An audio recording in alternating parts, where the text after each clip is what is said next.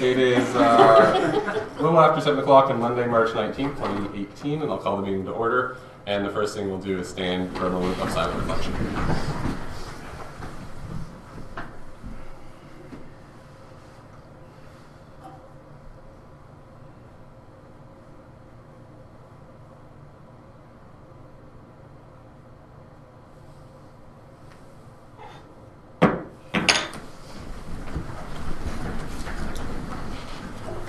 Is there any declaration of pecuniary interest or general nature thereof? No. I'm Wow. not sure. You're not sure?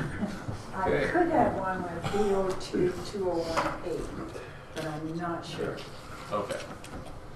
All right, so we have a few timed events and delegations for tonight. So at 7:10 we have a public meeting for zoning bylaw amendment 02-2018.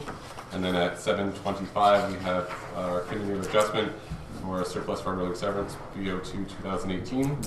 And then we have our quarter revision at 7:45 for the Phillips Drain 2017, and at 7:55 we have the McKean Drain 2017. Before we move into the minutes of our previous meeting, we do have just one resolution we need to take care of prior to that Phillips Drain. And it's appointing two members of council to sit on the committee of Court of Revision for that. So we need to appoint. I'll move that the mayor and deputy mayor sit on the Court of Revision of the Phillips Drain. With myself or Nick as the chair. Yourself as chair. Okay, and that's just a motion 12 on your sheet there. So it's resolved that Mayor Smith and Deputy Mayor Stockman be appointed to the Court of Revision for the Phillips Drain 2017, and that Mayor Smith be appointed as chair for the Phillips Drain 2017 Court of Revision. Okay, and seconded by Councilor Hendricks. All those in favor? Opposed? And that's carried.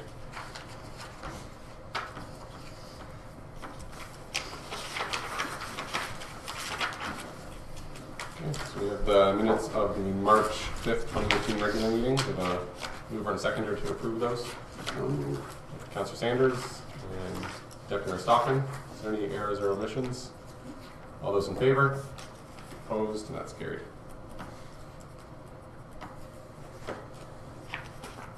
And then moving into correspondence.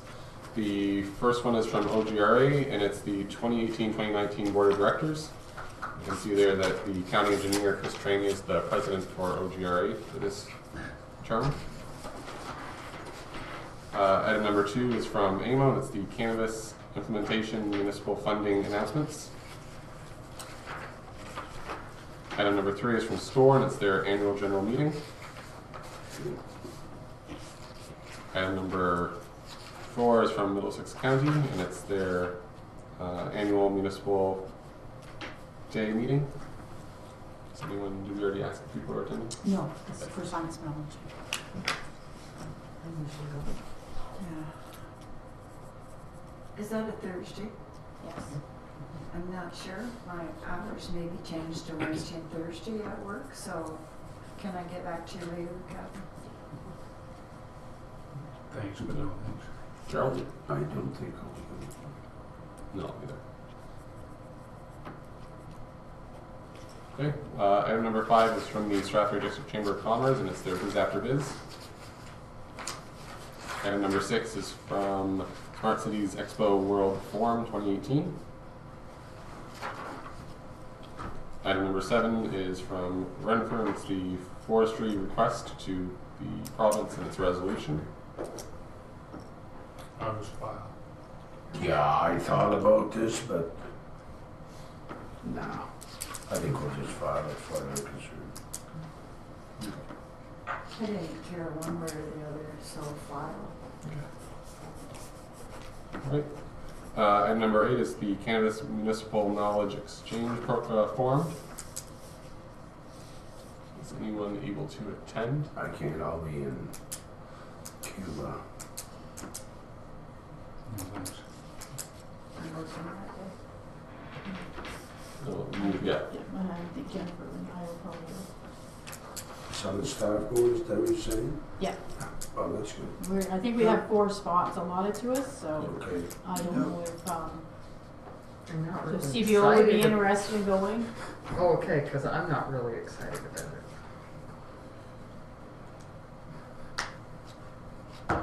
You mean the bylaw enforcement? Oh, yeah, I Do you should want have a resolution for that? Please. Okay, so we need a resolution for that, and it's resolved the council appoint our CIO treasurer and our clerk to attend the Cannabis Municipal Knowledge Exchange Forum on March 20th, 2018. Did you want to go, John? Or, and CBO. Yeah, I guess I think you probably should, because you're Sure. already doing some enforcement that could be Yeah. affected, so. You could get busy. So that was moved by Deputy Mayor Stockman and seconded by Councilor McKinnon. All those in favor? Opposed? And that's carried.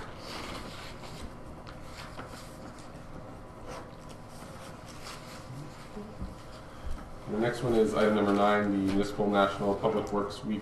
And that is also, no, that's not a resolution, is it? And then item number 10 is the Adelaide Metcalfe Optimist Club request, which they have every year pretty well for us. Okay,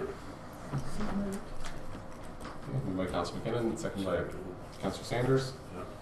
And that's a motion to resolve the council recognizes the Optimist Club of Adelaide Metcalfe annual ball tournament being held on June 8th, 9th, and 10th, 2018 at the Kerwood Ball Park as the Kerwood Community Festival, and that the Optimist Club of Adelaide Metcalfe is applying for a special occasions permit for the event, and that the rental fee for the Kerwood Park Ballpark for the Optimist Club of Adelaide Metcalfe be waived.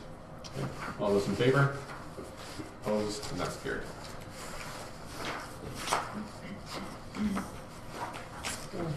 So we need now a motion to resolve that council receive and file items 1 to 7 and 9. 1 to 7 and 9.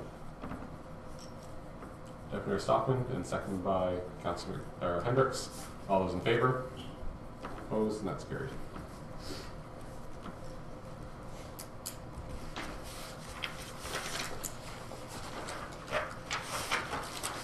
So we're going to jump into our public meeting for zoning bylaw amendment. So we need a motion to resolve that the public meeting to hear zoning bylaw amendment applications ZBA 02 2018 28 to 37 Pike Road be opened at 7:10 p.m. Okay, Councilor McKinnon and Councilor Hendricks. All those in favor? Opposed? And that's carried.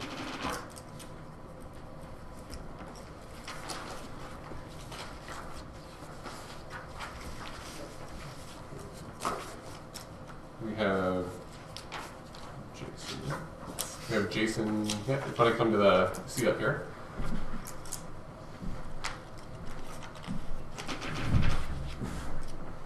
Excellent. Welcome, and I'll have Aaron go through the report.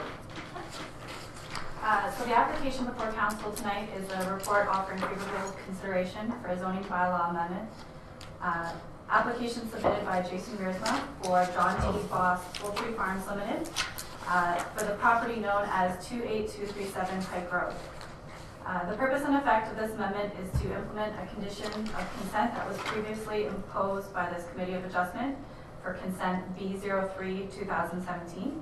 The committee conditionally severed and conveyed as a lot addition a parcel of land with an area approximately 2,574 meters squared or 0.63 acres from the subject property to an abutting residential lot known municipally as 28083 Pike Road. Deputy Mayor Stockman has brought it to my attention that the scale bar on one of the maps that was circulated with the notice that went to the public was incorrect. The map that is attached to my report this evening is accurate. Through this application, Mr. Wiersma is proposing to amend the zoning of the severed parcel created through consent B03-2017, as well as the lot to be merged and enlarged from general agriculture to rural residential. This is to recognize the residential use of the lands and prohibit any agricultural uses on these lands as well. The application was circulated as per the Planning Act requirements. The Conservation Authority indicated no concerns with the zoning bylaw amendment, and no other concerns were received at this time. Based on the above, I support the proposed zoning bylaw amendment and have drafted a bylaw for council's consideration this evening. I would recommend that council proceeds with the first, second, and third reading of the bylaw, as the township is in receipt of the registered plan for the lands to be severed and merged with the existing lands. Okay, thank you, Aaron. Before we go to comments from Jason and the public, I just have a statement that we have to put out there so everyone understands the purpose of the public meeting. So the purpose of the following public hearings for the Adelaide Metcalfe Council are to give the members of council as well as the general public an opportunity to hear all interested persons with respect to the application before council this evening, and then council will consider the proposal. The public is advised that comments expressed and written material presented are a matter of public record available for full disclosure. If a person or public body files an appeal of a decision made this evening to the Ontario Municipal Board without having made written submission to the council, the board may dismiss the appeal. If you wish to be notified of a decision, please submit a written request to the township, and then we have the sign-in sheet that is provided in front of Jason. So, Jason, if you'd like to, yes.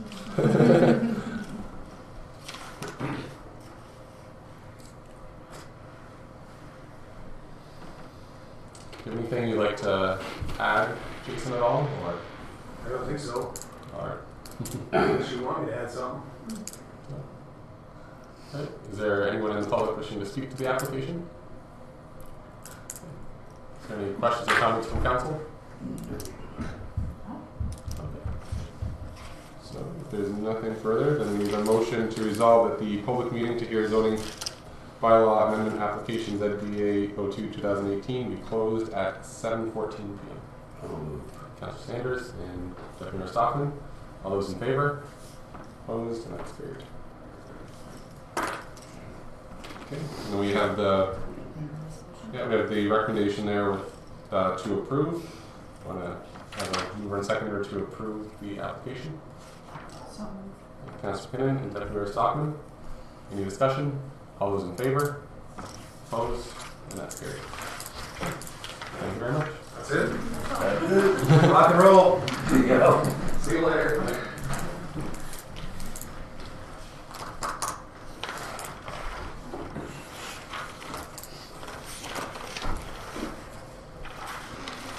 have a few minutes to fill before we go into our committee of adjustments. So we'll move into staff reports, and our first one is from our chief building official.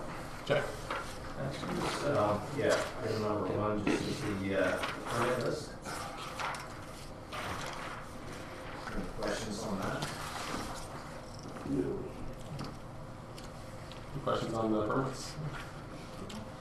Item number two is just, there's a request for an extension from second dwelling over Henry Drive. Landowner typically, like, he's doing a lot of the work himself, so construction is proceeding a little slow, but it's going well, and requires an additional 6 months to,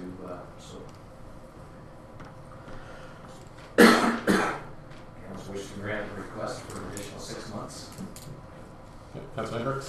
Well, it's a pretty good-sized house he's putting up, and it would be a shame to send him out to a motel to finish his house. So I move that we can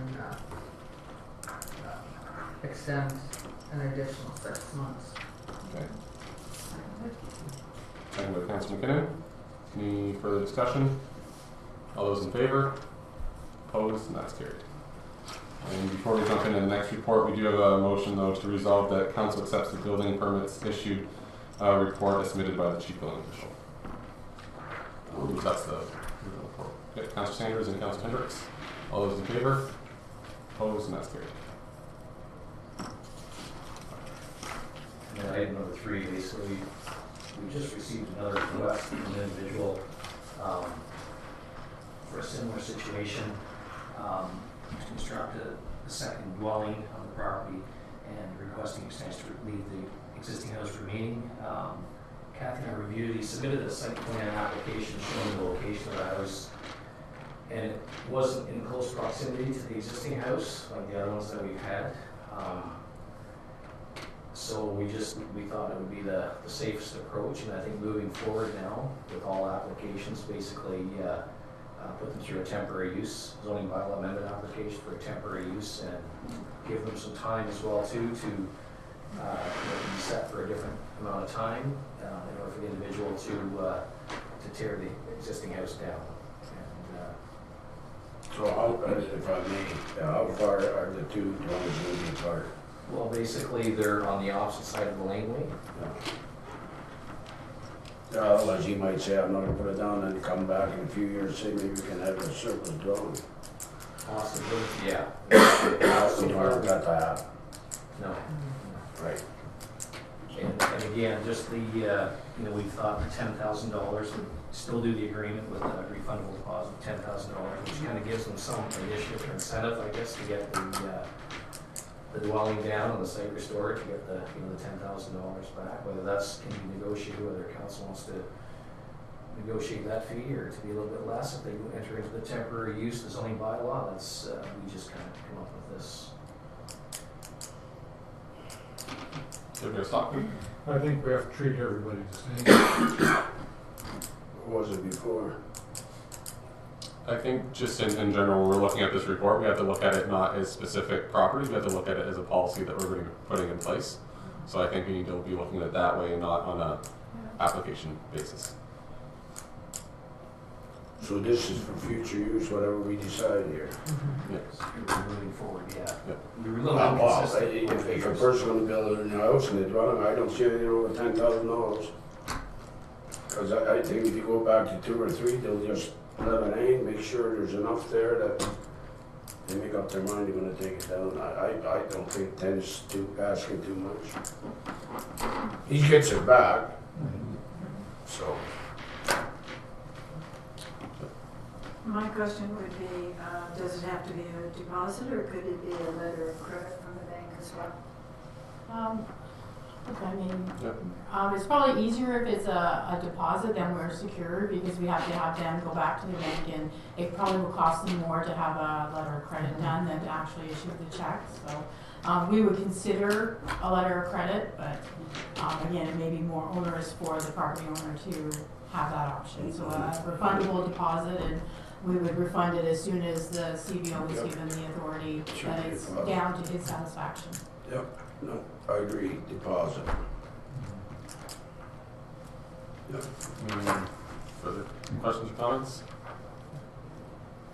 So with the recommendation there, it's resolved that council requests for second dwellings be approved through temporary use bylaw as per the Planning Act, and that staff be authorized to proceed with the drafting of the temporary use agreement be a condition of the temporary use bylaw, and that the minimum refundable deposit be $10,000 to ensure the removal of the existing dwelling as recommended by the chief building official. Councilor Sanders and Deputy Stockman. All those in favor? Opposed? That's carried.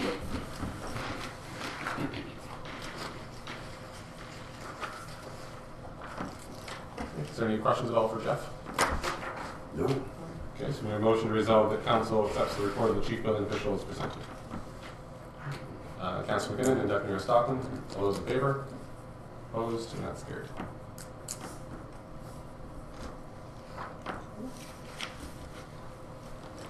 We'll go into the clerk's report. Jennifer. Thanks, Mayor Smith. My first report is just an update for Council FYI for the Highway 402 resolution that was brought forth by Mayor Smith regarding the installation of electronic overhead communication signs along Highway 402 and the installation of electronic speed signs along provincial roadways. After the February 20th council meeting, I circulate the resolution to the City of London, the Municipality of Middlesex Centre, Municipality of Strathroy-Caradoc, Township of Warwick, Town of Plimpton, Wyoming, City of Sarnia, County of Middlesex, County of Lambton, Premier Kathleen Wynne, Minister of Transportation Catherine McGarry, MPP Martin McNaughton, AMO, and Ontario Good Roads Association.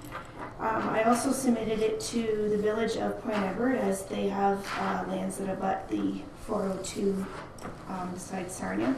And at the request of the mayor, I sent the resolution to the Municipality Thames Centre and Township of Lukenbidoff.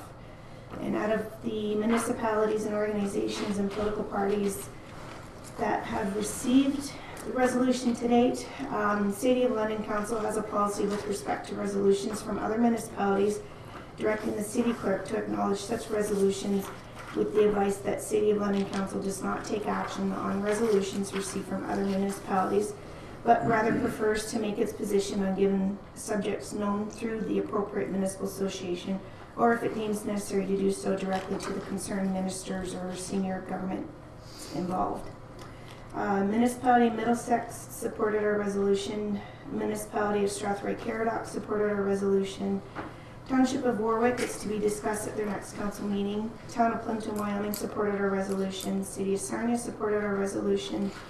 No response to date from Village of Point Edward, County of Middlesex, County of Lambton, Premier Kathleen Wynne, Minister of Transportation Catherine McGarry, MPP Monty McNaughton, AMO, and for Good Roads, it's going on their April 13th Board of Directors meetings. And above, to the organizations and groups and political parties that the resolution was sent to, Mayor Smith was interviewed by London Free Press, Blackburn Radio, and Sarnia, Strathroy Age Dispatch, and Rogers and Strathroy. So in the meantime, I'll keep council up to date on any further support or correspondence received regarding this matter. And there's no direction needed from council, and there's no financial impacts. And this, in addition to that, I got an email this earlier today that Thames Centre approved as well. Oh, supported. Okay.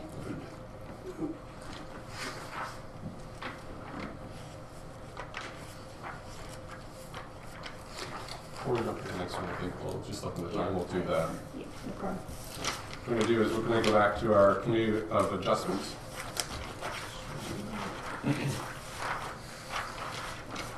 We have a motion to resolve that Council convene as a Committee of Adjustment for the purpose of hearing consent application BO2 2018 at 7:25 p.m. Councilor Sanders and Councilor Hendricks. All those in favor? Opposed? And that's carried.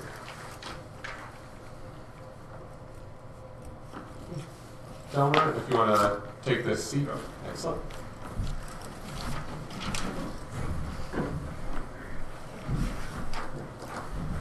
And then before Aaron gets into the planning report, just have to let everyone know that the purpose of the following public hearing for the Township Adelaide Metcalfe Committee of Adjustment is to give the members of the Committee of Adjustment as well as the general public an opportunity to hear all interested persons with respect to the application before the committee this evening. Then the committee will consider the proposal. The public is advised that the comments expressed in written material presented are a matter of public record available for full disclosure. If a person or public body files an appeal of decision made this evening to the Ontario Municipal Board without having made written submission to the committee, the board may dismiss the appeal. If you wish to be notified of the decision, please submit a written request to the township, and a sign-in sheet has been provided at your convenience, which I see you already signed, so that's perfect. Okay, so Aaron, I'm going to go through the report. Thank you, Worship. Before the committee this evening is a report offering favorable consideration for the township's first surplus farm dwelling severance of the year, consent B02 2018. It recommends some amendments within the conditions of approval for the proposed severance. I met with Mr. Dodge a few weeks ago, and he requested a consent to sever of the dwelling that is deemed surplus to his farming operations. He is proposing to sever a lot approximately 0.6 hectares or 1.5 acres with a frontage of approximately 20 meters or 65 feet along Calvert Drive. The remnant farm parcel would be approximately 29.8 hectares or 73.6 acres. As you well know, the policy and regulatory framework generally permits severances of surplus farm dwellings in Adelaide Metcalfe. This proposal has been evaluated under the stipulated criteria outlined in the provincial policy statement, the county official plan, and the Adelaide Metcalfe official plan. Based on this criteria, I am satisfied that farm consolidation has been achieved and this building is surplus to farm operations. The dwelling appears habitable and was constructed prior to January 1st, 1999. In the original application, Mr. Dodge requested that the existing garage be maintained on the lands to be severed. The township's chief building official has recommended that the building be inspected by a qualified professional to confirm structural soundness. This has been added to my recommendation as a condition to consent to ensure the building meets the standards or the minimum standards of construction for a residential accessory building.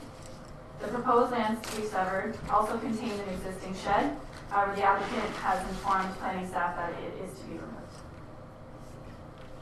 The provincial policy statement and the township's official plan seek to keep the proposed lot size to the minimum necessary to accommodate the residential use and the associated private on-site services. In this respect, it appears that the proposed lot could be reduced in size, and therefore I recommend that a reduced lot depth of 105 meters or 345 feet and a reduced lot width of 62 meters or 203 feet be approved. The recommended reduction to the depth and the width of the lot proposed to be severed would result in a lot area of approximately 0.4 hectares or 1 acre. I would further advise that the lands to be retained would require a zone change to agricultural only, which would prohibit the establishment of new residential uses on the remnant farm piece. There will also be a requirement to rezone the proposed lot to be severed to surplus dwelling to recognize that it is now a residential property and will limit the range of uses permitted. Based on the above, I'm satisfied that the criteria for surplus farm dwelling severances have been achieved and can be met through conditions of a provisional approval granted by the committee this evening. In accordance with the Planning Act, the application was circulated. The Township Drainage Superintendent, Chief Building Official, and the County Engineer all provided conditions for approval. The Conservation Authority did indicate that a small portion of the proposed lot to be severed is within regulated area, and written approval from the authority will be required if any development is to be undertaken in this area. Based on this, I'm recommending approval that consent application B02-2018 be provisionally granted, subject to the following conditions. Number one, that the certificate of consent be issued within 1 year of the date of the notice of decision, and this request be accompanied by a written submission that details how each of the conditions of this consent has been fulfilled. Number two, that the applicant solicitor submits an undertaking to register an electronic transfer of title consistent with the committee's decision this evening. Number three, and this one contains the room for committee's interpretation, that the applicant revise the area of the lot to be severed to be approximately 0.4 hectares or 1 acre, with a depth of approximately 105 meters and a width of 62 meters. Number four, that a zoning bylaw amendment that recognizes the residential use of the severed lot of consent B02-2018 and prohibits new dwellings on the retained lot of consent B02-2018 be in full force and effect. Number five, that the owner provide road widening dedications to the County Middlesex of up to 15 meters from the center line of Calvert Drive or County Road 10 along the frontage of the lands to be severed to the satisfaction of the county engineer. Number six, that the existing shed and any debris be removed from the lands to the satisfaction of the township.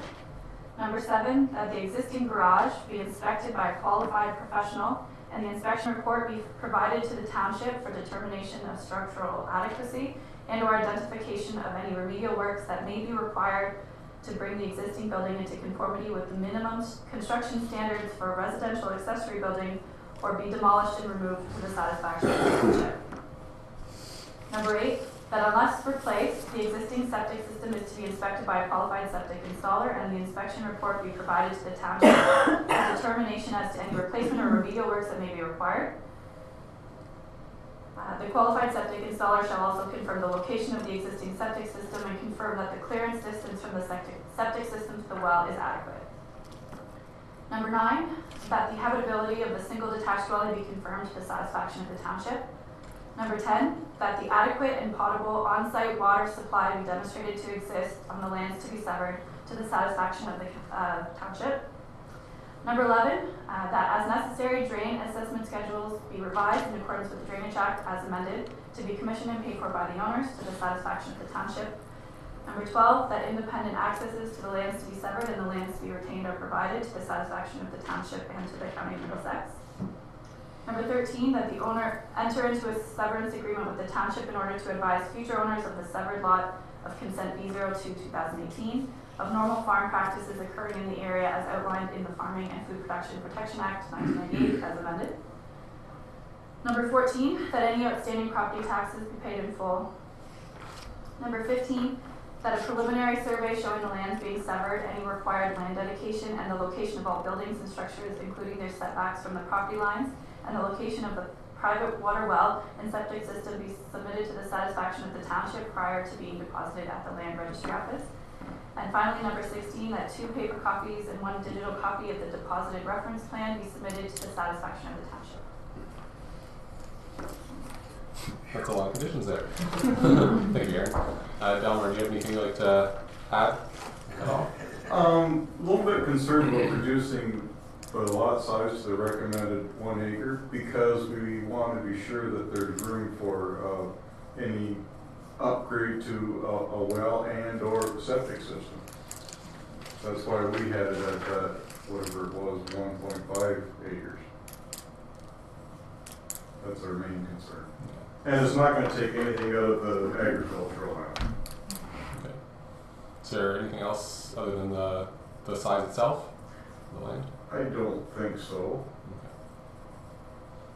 I'm sure council will address that after I'll just ask if there's anybody in the public wishing to speak to the application. Seeing none. Any questions or comments from Committee of Adjustment? Deputy Mayor Stockman? Where is the existing well and the existing septic? No.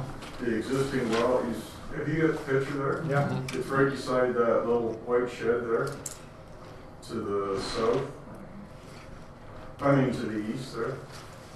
You go in the laneway and to your left-hand side, right beside that little white shed that's going to stay there. The well is right there. I see there's a We're car. looking at the Yeah, well, roof. pardon? We're Looking at the at the aerial roof, view. there's no white. Well, that's white to me, but you're right. You're looking at it. Okay. It's probably right beside that car that's there. Yeah. And the septic is to the, If you look at his application, there's a map sketch that was provided. And the septic is, on the opposite side of the house, on the west side. Okay, sorry. So in case either one of those have to be upgraded in the future, we want room to be able to do it. And we have to maintain the distances, obviously. Councilor Kennan? I don't see a problem with, it's a minor variance, and if it allows for a well or a septic system to be approved within the scope of the lot, I don't have a problem with it going back to the 255 or 210 by 390 by 65. That's what we put. So what you're saying is you're fine with what they applied for? Originally applied for, Councilor Sanders or Councilor Hendricks? yeah. I don't have a problem with it either. I'll go with you originally. Councilor Hendricks? no, I don't really have a problem. It's a lot of grass to cut that extra half acre. That's not our problem. I know it's not. We'll worry about that. If I could, just one comment that I have, and it has to do with the size of the lot, but when you're looking at that, the kind of the lay of the land, and there's the ditch out front of the existing dwelling right now, I would like to see, I know it's adding to the lot, but I would like to see that lot line go along that ditch there, because if it's going to be retained by the farmland, nothing can get in front of there. And, you know, and the existing dwelling where it is right now, it's actually very close to that lot line in the front. And seeing kind of the aerial photograph, it doesn't make any sense to leave that little section part of the farmland that's in front of the ditch. But that's just... It's of zero value to the farm. Because nothing can go between the house How and big an area would that be? So you're looking at where the 3 trees are? Yeah. If you want to make the ditch the boundary, I don't have a problem with that either. Well, the conservation area has something to say. But yeah, that would be probably conservation has something to say about it, but otherwise, I don't have a problem with it, no. And do you have any comment on if we were to extend that to the ditch? Would that be That would be fine. My only consideration is that we like to keep lots fairly uniform in size as well. But that is, I don't see any problem with that. And I don't think the Conservation Authority necessarily have, they've already made their comments about the regulated area. So anything within the regulated area has to go get a permit through the Conservation Authority anyway. So I don't imagine that that little piece would be much of a issue at all. I don't have a problem with that. So how would we go about changing condition number 3? What would the wording be?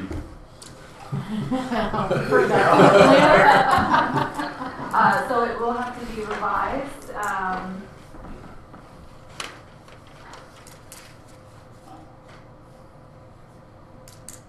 We can. Does it have to be resurveyed to add that in, or do we just guess what it is, or what's the procedure here? Well, what we could do is say in the condition to include that area, subject to the surveyors. We'll receive the preliminary survey and the reference plan from the surveyor as part of the conditions for consent, so they can give us the exact measurements. So if we just use wording, just basically saying to include the portion up to the drain, I imagine that revising the condition that way should be fine. And so how do we get it to move back to where our original measurements are then? So is this surveyed already? No. Okay.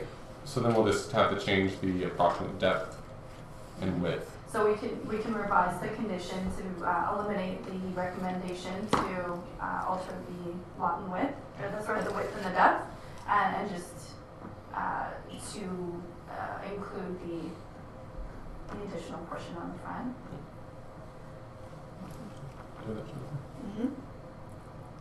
That still keeps it well under your 2 acres, I believe, is the maximum you want to go, I think. Did I hear that? Well, we don't, the Adelaide Metcalfe doesn't have a Oh, sort of maximum or minimum on surplus farm dwelling severances. It's typically just to keep it as small as possible, but absolutely the committee's decision. And they've agreed that what you asked for is. Okay. Governor Stockman? If you're going to add the piece to the northwest where the trees are, would you then move the southwest boundary back in a little bit? Just square it. I think he's talking here. Yeah. I thought of that No, too. take that, Right. bring it like this, oops, this, and that.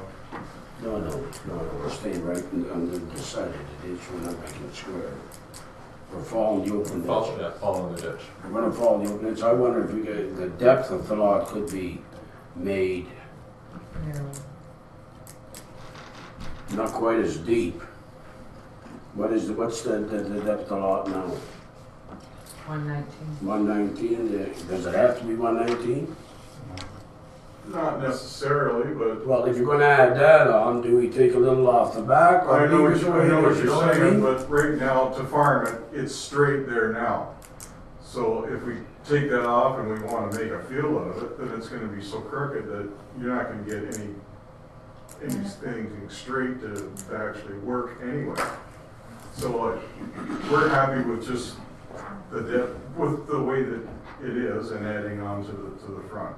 And So would we be under 2 acres? Yes. Oh, well. And I prefer not to make it any narrower either, right? No, that's fine. No, I don't have a problem with that. Yeah.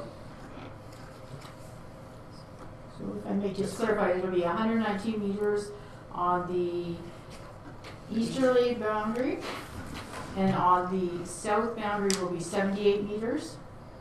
And then on the west boundary, it'll go down to 64, and then from the west to the east back will be following the natural Yeah, right. drain curve, Right. correct?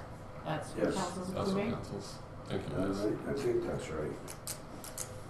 So as on key map 2, except for the 58 meters follows along the boundary of the drain. One ditch, drain. Right. Is that, And I would suggest that 64 meters be where wherever the drain Wherever it starts. starts. Yeah.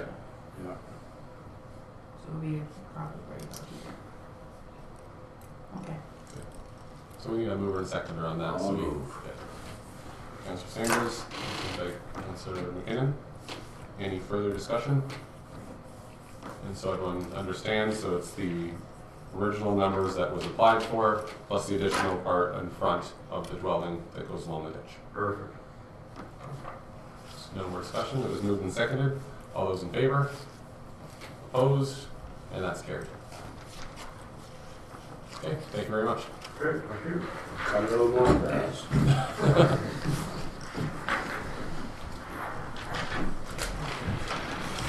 So in the motion to resolve the committee of adjustment be closed at 7:43 p.m. and council reconvene in regular session. Councilor McKay and Councilor Hendricks, all those in favor?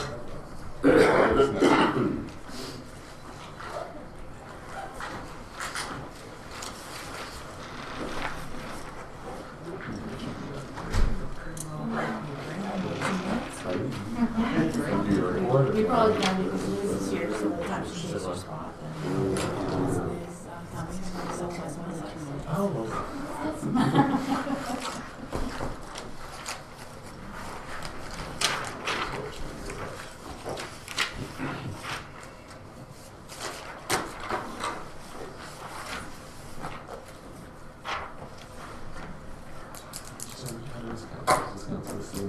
Yes. What is this? Liz can sit in Dan's spot, she'd like. Good job. She'd like to come and sit. You guys want to sit? Yeah. Right along there. Welcome. Yeah, that's perfect.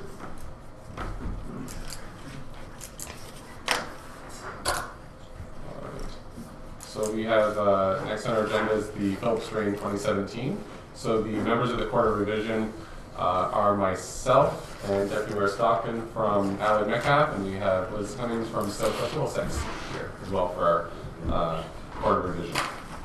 So we need a motion to resolve that the Court of Revision for the Phillips Drain 2017 be opened. Nick and this is going to be easy. All those in favor? Opposed? And that's carried.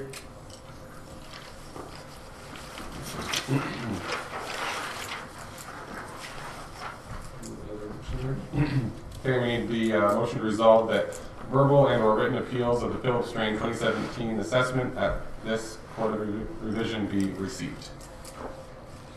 We're going Liz and Nick. All those in favor? Opposed? And that's carried.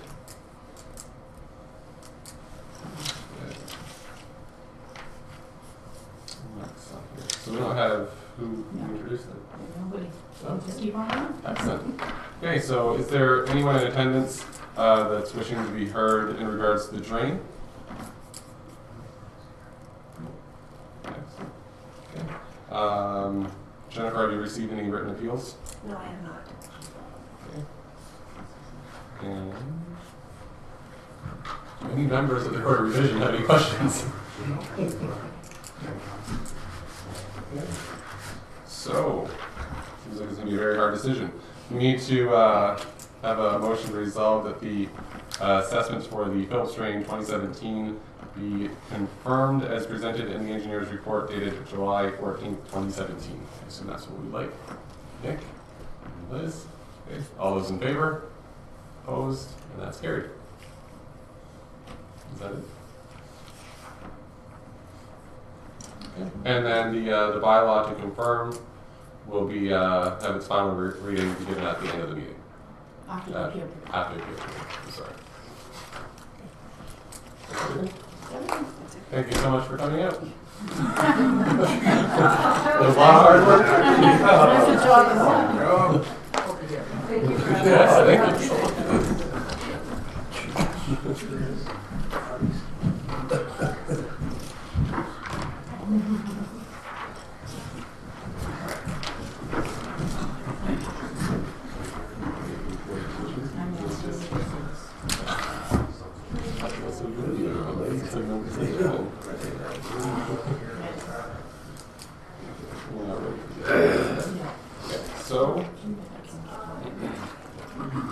So we have a few more minutes to fill before our next quarter revision, so we're going to jump back into the clerk's report.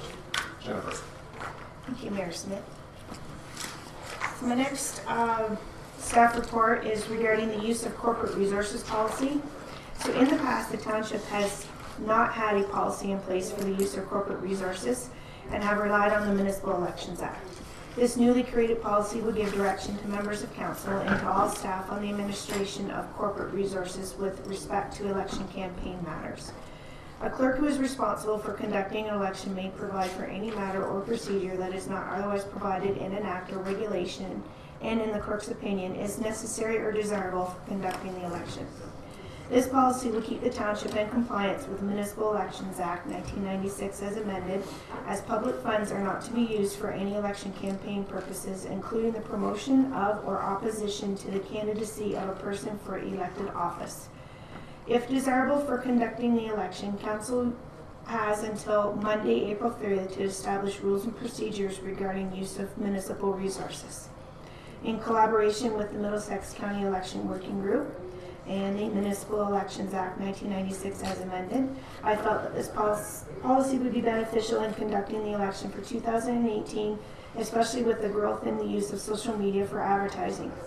My recommendation to council is that council approve the use of corporate resources policy as recommended and presented by myself, and that council pass a bylaw to adopt the policy that provides direction to members of council and all staff on the administration of corporate resources with respect to election campaign matters.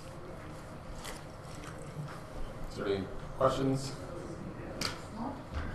With the recommendation there? So moved. Moved by Councilor McCann and seconded by Councilor Hendricks. All those in favor? Opposed? And that's carried.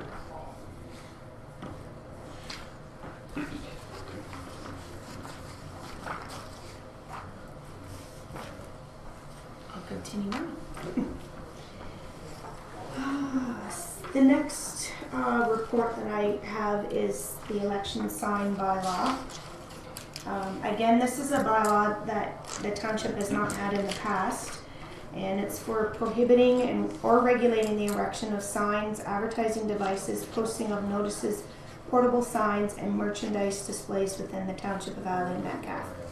This policy is intended to address candidate advertising and election materials in the township. This policy is intended as a formalization of the municipal elections legislation. Nothing in this policy supersedes the Municipal Elections Act 1996 as amended, and is to provide candidates, third parties, staff, and the public guidance related to campaign election materials and advertisement in municipal elections. This policy was created not to necessarily change how candidates were advertising, but where they can advertise while keeping the safety of motorists in mind. Example are signs posted within a sight triangle blocking motorist views at corners.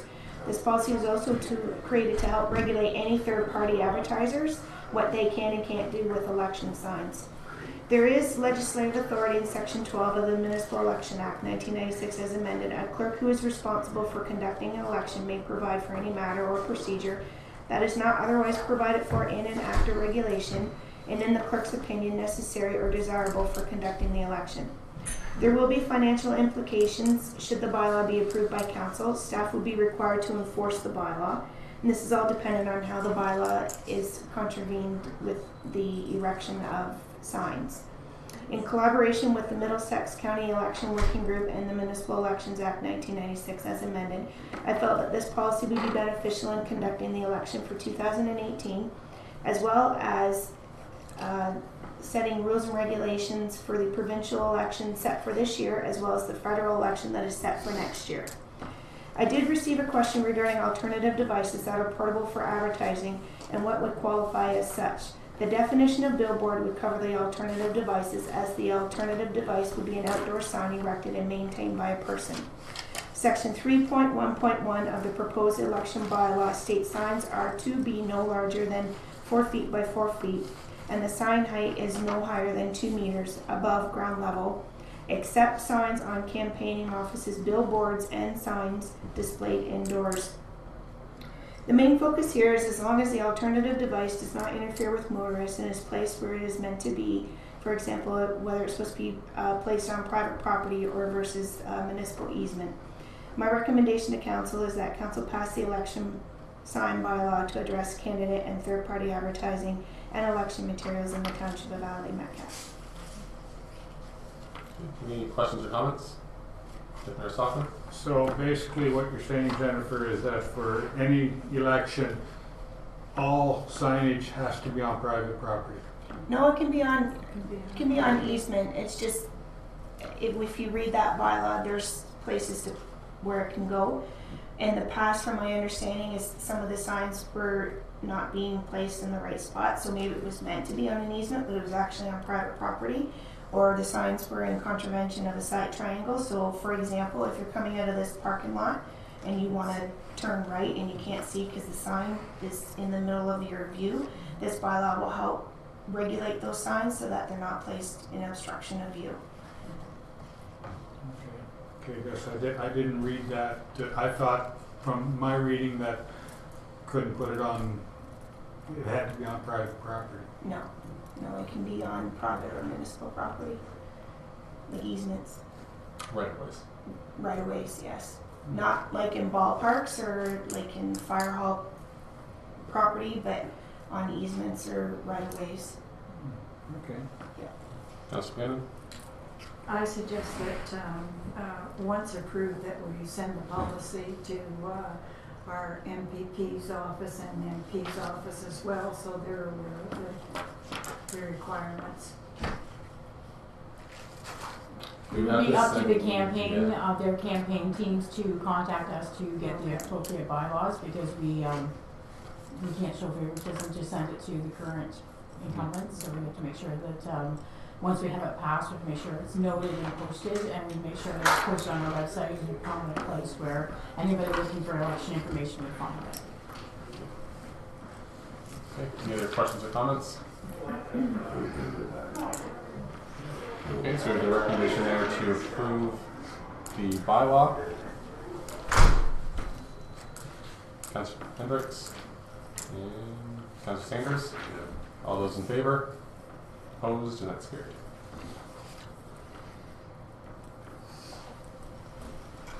Really like the removal timeline. Yeah, that should be there too.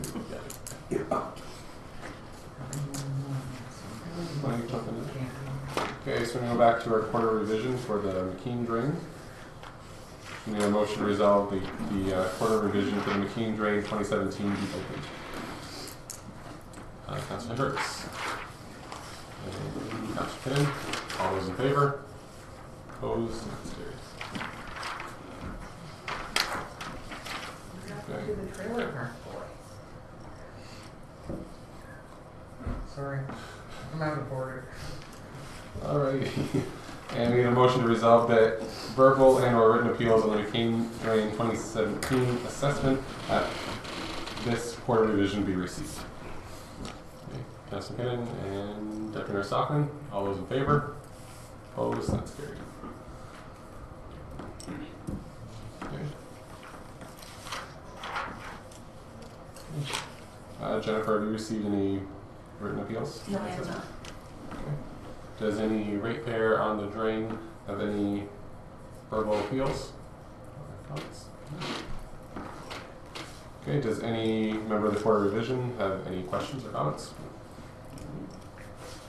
Alrighty, so we need a motion to resolve that the assessments for the McKean Drain 2017 be confirmed as presented in the engineer's report dated December 20th, 2017.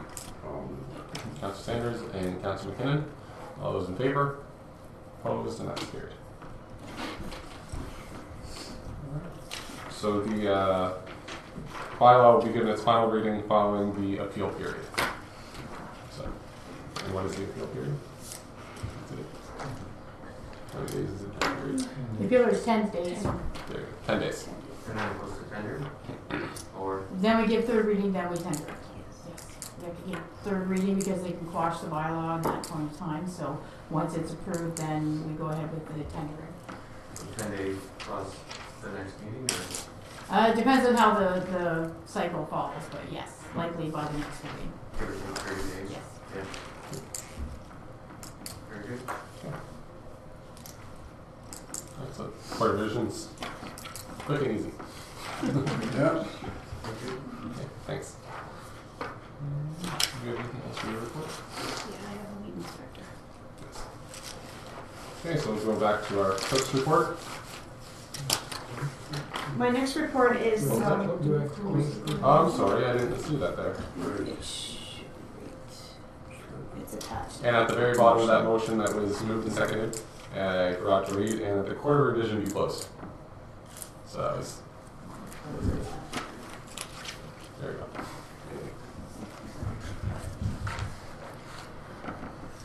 My next report is on the appointment of a municipal weed inspector. The Township of Adelaide Metcalfe is required to appoint a municipal weed inspector pursuant to Section 6.1 of the Weed Control Act prior to March 31st of 2018. The Chief Weed Inspector of the Province of Ontario recommends that local municipalities appoint via bylaw a municipal weed inspector to enforce the Weed Control Act.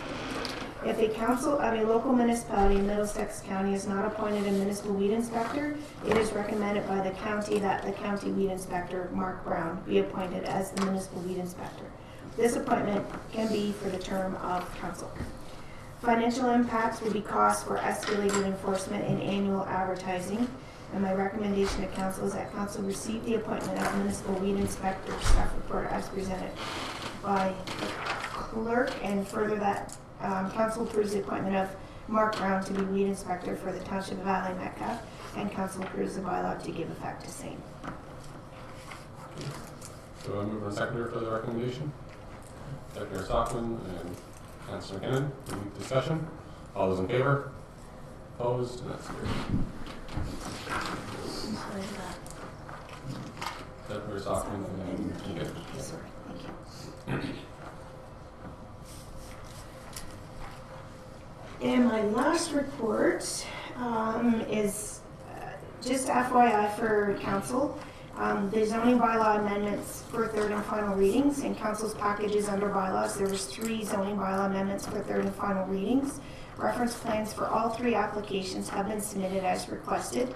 And the 3 bylaws were bylaw 32 of 2017, 37 of 2017, and 46 of 2017. There's no financial impact regarding this report, and my recommendation to council is that council proceed with the third and final readings of the said bylaws.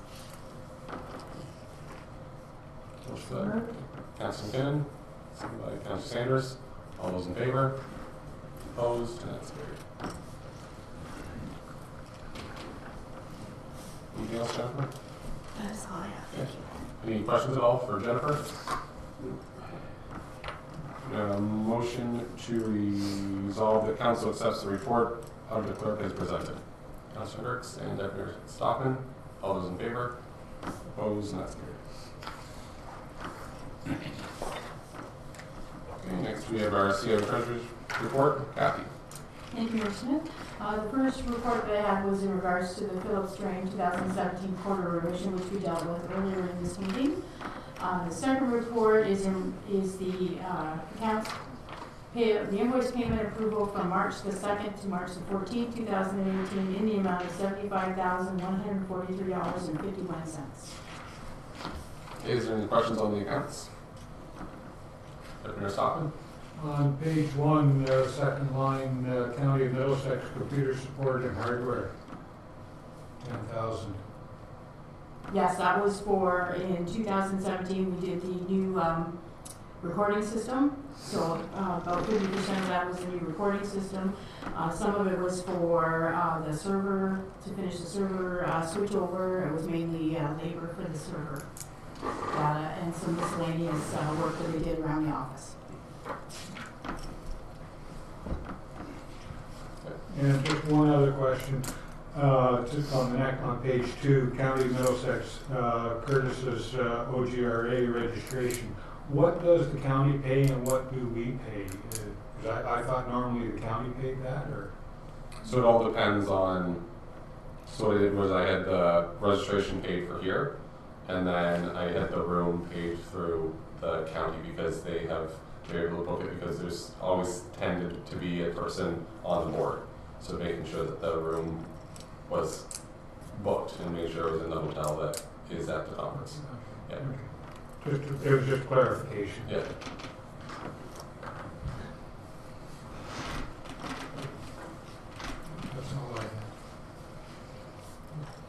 other questions? So we need a motion to resolve that the accounts listing for the period March 2nd to March 14th, 2018 in the amount of $75,143.51 be approved. Councilor Hendricks and Deputy Stockman. All those in favor? Opposed? And that's carried. Item number 3 is the public sector salary disclosure for 2017. We are required under the Public Sector Salary Disclosure Act to report any salaries that are over $100,000 or more, including the benefits. And we do have one employee that will be on the annual sunshine list per se. Just already council to that fact.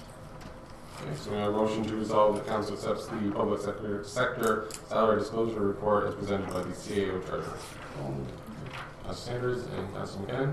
All those in favor? Opposed? And that's carried. Item number 4 is the annual council statement of remuneration for 2017. Section 284(1) of the Municipal Act, as amended, requires the treasurer to provide to the council municipality an itemized statement on remuneration expenses paid in the previous year, on or before March 31st.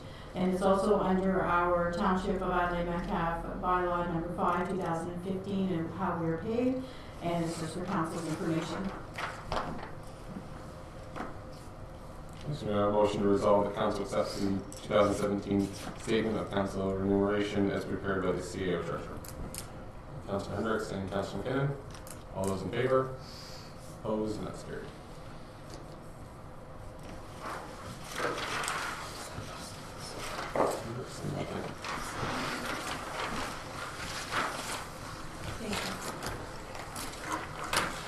Item number 5 is the financial and payroll report for February. The payroll report is for February and it's circulated on your desk tonight.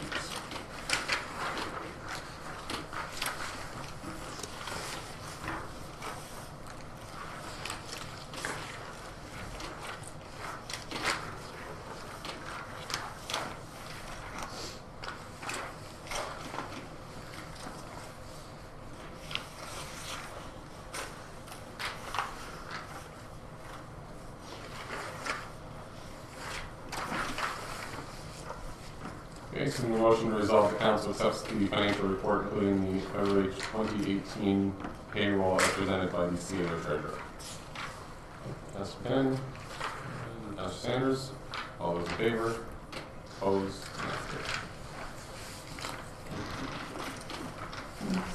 Part of the financial report includes the 2017 drain balance write-offs. We have been carrying quite a few older balances in our general ledger, and that's based on work that was done, carried out by the township, but there is no supplementary information on the paperwork as to the location of the work, who requested the repair, in order to be able to assess it out. We are down to our final few, and we budgeted $5,000 in 2017 to be written off, and those are the list of drains that are going to be having balances written off this year.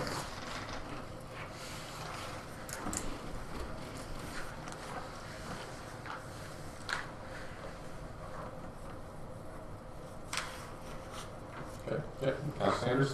So is this the final? It will be, yes. This is the last. We have no more 2011 balances that are unaccounted for. Okay, so the recommendation there to resolve that council of the Township of Adelaide Metcalfe approve the 2017 drain balance write-offs as presented and recommended by the CAO treasurer. Councilor Hendricks and seconded by Councilor Sanders. All those in favor? Opposed? And that's carried. So also tonight there is a bunch of information that I put on your desk for, there's 5 different transfers to reserves that are requiring to be done for 2017. And this is to get us through to get it into the budget information for Wednesday night. The first one, the 2017 budget included amount of $5,000 for the branding strategy implementation. The work on the new logo is progressing, but it's not yet completed. So we're recommending a transfer of $3,219 raised through 2017 taxation to the reserve for capital purposes, and that these funds be used in 2018 to fund the completion of the branding strategy. Okay. Moved by Councilor McKinnon, seconded by Councilor Hendricks. All those in favor? Opposed, and that's carried. The 2017, we also budgeted for a salary and wage grade review that has not yet been completed. We have not received any invoices for the work yet either. So I'm suggesting that we allocate the $15,000 raised to taxation in 2017 to the reserve for capital purposes, and that these funds be used in 2018 to fund the completion of the salary and wage grade review. Did we have that in the budget last year? And that's what we're doing. We're carrying it forward to get it completed this year. Good, yep. So it'll go into the reserves and it'll come back. Yep. Okay, good. Want to move that? Yes, I'll move. And seconder? Deputy Mayor Stockman. All those in favor? Opposed, and that's carried. The third one, received a payment of $3,699.50 from 1926691 Ontario Limited for cash in lieu of parkland related to the Grogas subdivision. And in the past, any cash in lieu of parkland we transferred over to the reserve for recreation purposes. And we're recommending the same for this year. Moved by Councilor McKinnon, seconded by Councilor Hendricks. All those in favor? Opposed, and that's carried. In 2017, we also received the final installment of the donation of the Mayor for Mayors campaign, which was stipulated for improving the township signage. And we've set up a reserve 2 years ago to recognize the money, so we keep it aside for the signage, and there's the $10,000 that needs to be transferred over to the reserve for signs, Mayor for Mayors. Mover and seconder.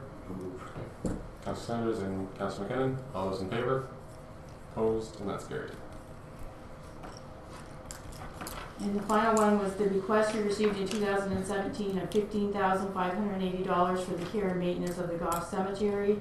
We're recommending that council establish a reserve for the Goff Cemetery and that the bequest of $15,580 be transferred to this reserve for the care and maintenance of the Goff Cemetery. Mover and seconder. Councilor McKinnon, and seconded by Councilor Hendricks. All those in favor? Opposed, and that's carried.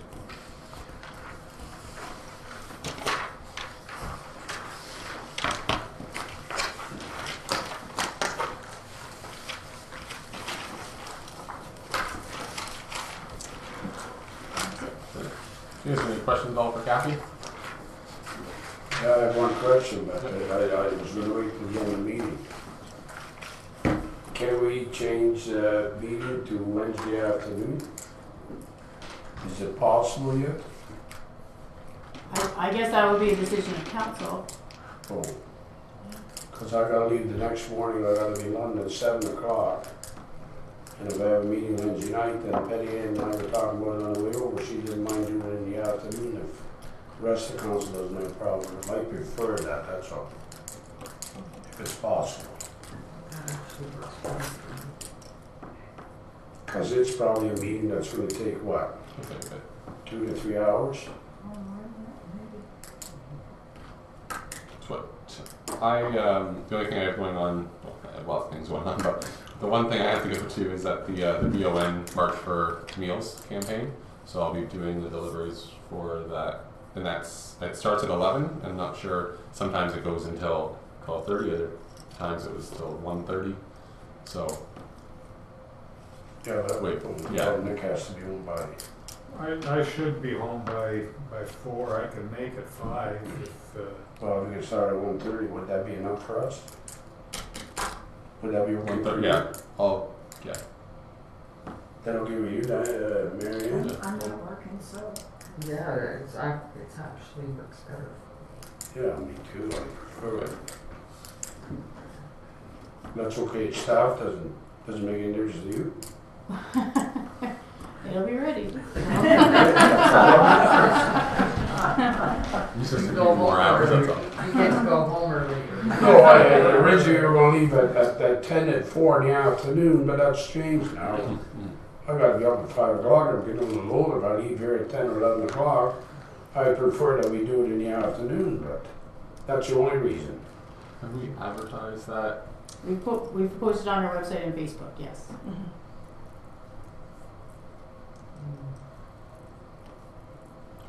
That's the only concern that I have, is that. Yeah, we've already advertised it, so I don't know if we get the message out quick enough. That's the only thing, so.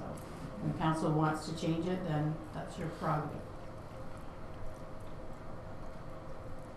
So Gerald, put a motion forward, see if we have a I'll seconder. let me change it to 1:30 Wednesday afternoon. Okay, do we have a seconder for that? Second. Councilor Kennedy, any discussion? All those in favor? Okay, opposed? That's carried. Thank you.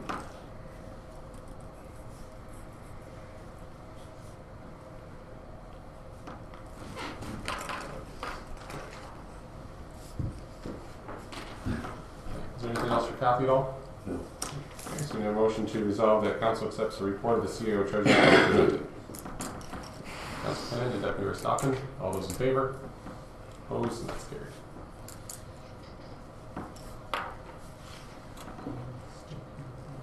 No. Is there any questions at all for Jeff in the roads department? I guess Public Works. Yeah, I got one question, Jeff. If I may ask. I should ask, maybe I should ask. Are we out of money yet on our budget for the winter, or are we getting close? Oh, well, better discuss that on Wednesday. All right, okay. We're doing okay. Good. Okay. No questions. That I'm going to hop into our closed session.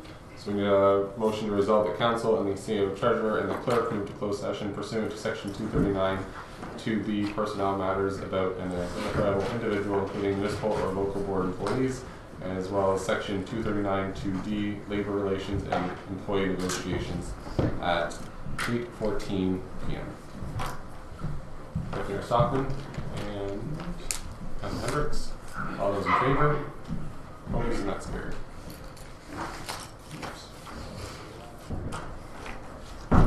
Okay, so we reconvened in regular session at 8:31 p.m. and we just have one motion for our rise and report. Jennifer, you just want to state that over? Certainly. Resolve that council approve a 1.75% cost of living increase for 2018 fiscal year. Okay, Councilor Sanders and Deputy Stockman. All those in favor? Opposed? And that's carried.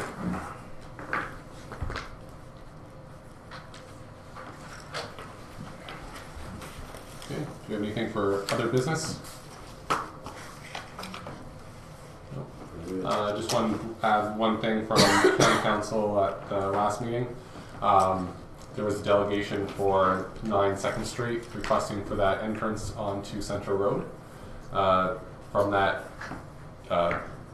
discussion, there was a motion that was made to have our county engineer present a report providing with different options for 9 2nd Street as to how that could be done or will be done. So that'll be coming forward.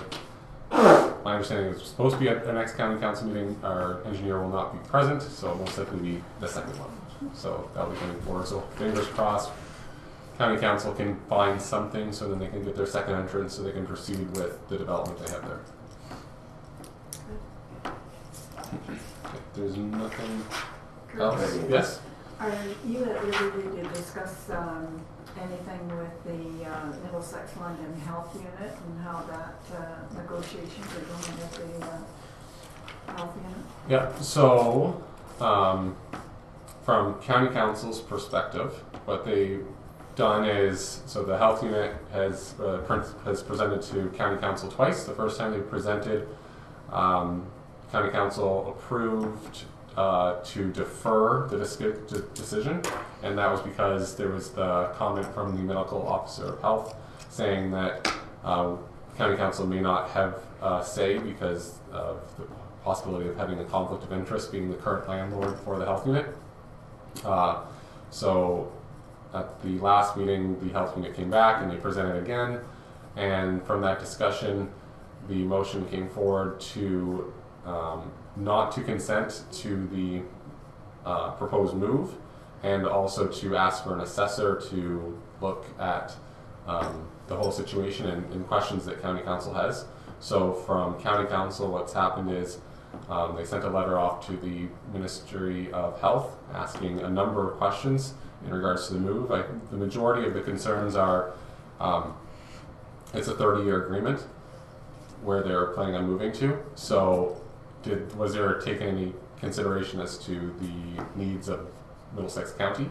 So, if they're committing to 30 years in that location, is that going to increase the level of service to the county? How are those funds going to be used to move?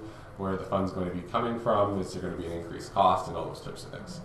And then speaking from the Middlesex London Health Unit, what they've decided to do is take the question to the Superior Court to ask whether or not a municipality has to provide consent to a lease. Because what the health unit is saying is that, does a municipality have to consent to a 30-year lease or any lease? So they're asking the question that is saying, when I move or when I sign a lease, or even at 51 Front Street at Kenwick, did both the city and the county have to consent to that lease? So that there's two things kind of going on right now. I don't know if they can do it in parallel or one supersedes the other, but the county's asking for an assessor and the health unit is asking for a Superior Court decision whether or not the county or the city needs to consent. So it's interesting. Deputy Stockman? But isn't that where the county wants to build that tower? So the county has put themselves in a very good position that whenever the health unit decides to leave, then everything is in line to either redevelop or stay status quo and keep on renting that building, or possibly sell that lot, because that's 50 King is now severed off from the county building. So the county's put themselves in a very good business position to be able to do anything they would like to, not anything, but more options than what they would have had. So, but the county at no point has asked the health unit to leave. Okay.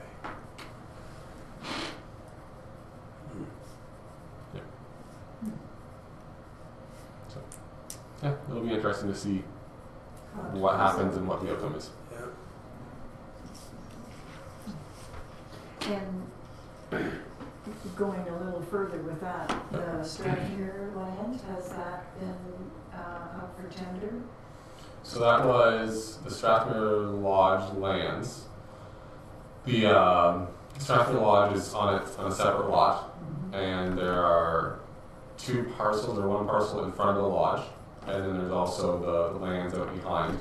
And that was up for sale or tender, I forget exactly what it was for sale for, online, and at this time I believe it has not been purchased. So, yeah. Good, thank you.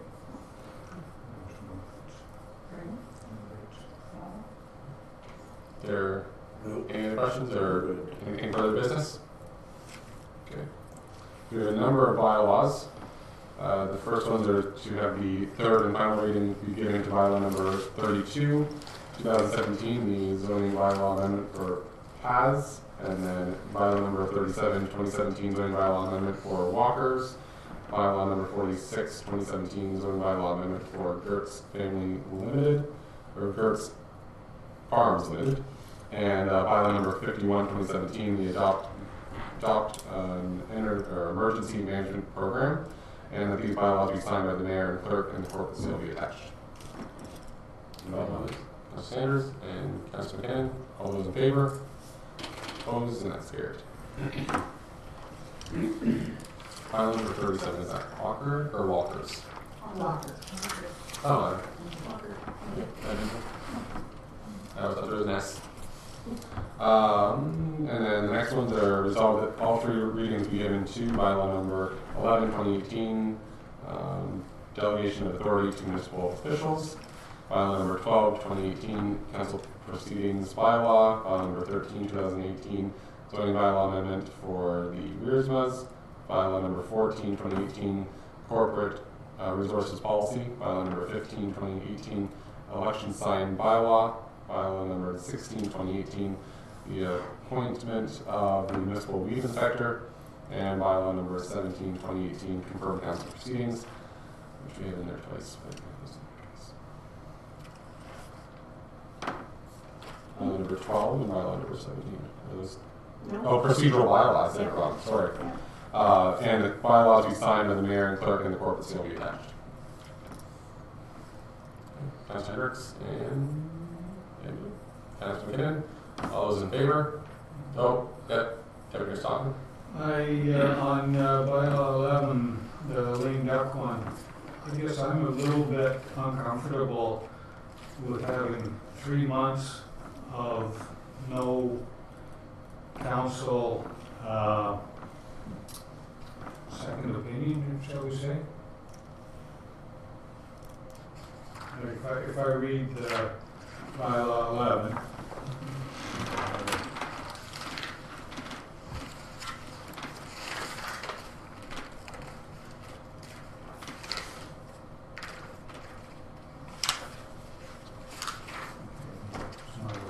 It's 12.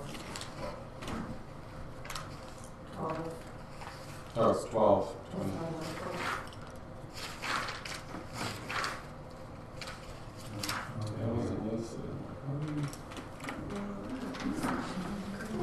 You need I'm my looking pad. for the one that, okay, that one.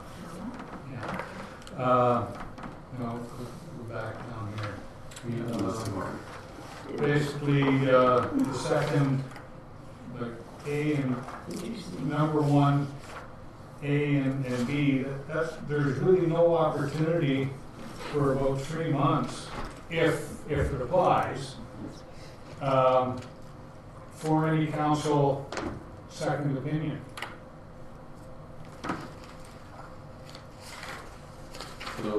The lame duck.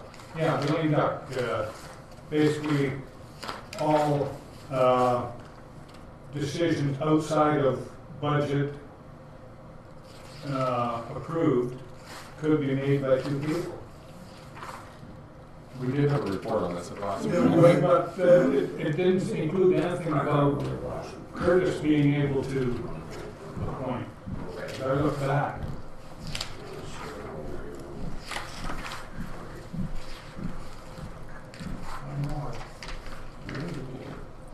Under A, he's talking about, that the mayor. I believe that's just confirming what's in the municipal act. That's how it's written in the Yes. municipal act, the mayor appoints the CEO. As the mayor or CEO would appoint your acting chief administrator if there's a vacancy. Yes, And that's in the municipal act, section 275. correct. Yeah. And I am And then the technically same with the the other CEO. ones. Yes. Correct. Yeah. I felt uncomfortable with it, but if it's in the act, well, it's in the act, because there's nothing we can do about it. But Yeah, it did seem a little,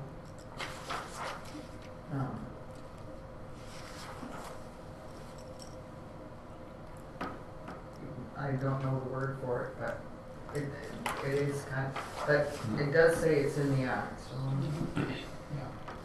we don't have any say, but as I'm saying, We just have to protect really well in the Yeah. next, in those 3 months, so that she doesn't leave. Or I'm get pretty hit by sure a that bus. if there was something that was to happen and that position was vacated, I'm pretty sure I would, Call a meeting. yeah. Yeah, because I don't believe anyone in any of those positions would act independently Yeah. and take on the responsibility without having consensus of council. well, Same thing if you were laying duck and we had an issue where we had to purchase a piece of equipment because of an emergency situation. I'm assuming we would call an emergency meeting of council and we would deal with it as a council with the authority to go ahead. Again, council can direct it, but someone has to actually make that purchase happen. So that's where that comes into play as well, is that, and again, your authority to employ, suspend, or dismiss, likely it would be because of something quite egregious. Yeah. And again, it would be something that's either being led up to that point, it just has not happened at that point in time, or it's something that you would be fired for in normal circumstances, regardless of what the situation was with council. Could be a death. Could be a death, yeah, could be, that's right, you don't know what could happen. Don't know Yeah, what could and happen. then you need to have someone with the authority, and again, the authority is under the municipal act now, it's just codifying it as a bylaw for the township specifically. It doesn't, you don't need to appoint, you don't need to have this bylaw, because it's all covered in the act, it just spells it out so that there is no question when it happens, or if something should happen, this is what's going to happen. So council's aware, anybody that's coming running for election knows exactly what would happen in that situation. When you're lame duck, here's what's going to happen. Staff is aware what can happen at that point in time, and I don't believe anyone would act independently or usurp that authority, because it is very restrictive when you are a lame duck. So there is the 2 time periods where you can be lame duck. It's just that this time, this election, it's significantly longer than it has been previous elections, because usually it was, what, mid to end of September Yeah, for the Yeah. final nomination day, Yeah. and the voting was in October, so basically 1 month. Now we're July 27th, I think it is, and election is October 25th, so that's 3 full months. Yeah, close, yeah. So, Oh, you're right. That's why it's good to have this in place though as well. And I would think that if something happened that was an emergency, as Kathy stated, there'd be a meeting called in council, and likely you would call the Ministry of Municipal Affairs as well to make sure that you were on the right track. Yep. So, okay. Just when I was going through it, And just so everyone knows, so it's bylaw number 12. There's a mix-up on the motion sheet here. So bylaw number 12 is the lame duck, and bylaw number 11 is the council procedural bylaw. So that was moved by Councillor Hendrickson, seconded by Councillor McKinnon. If there's no other questions on the bylaws, all those in favor? Opposed? And that's carried. And a motion to adjourn at 8:47 p.m. Councillor Sanders and Deputy Stockman, all those in favor? Opposed? And that's carried.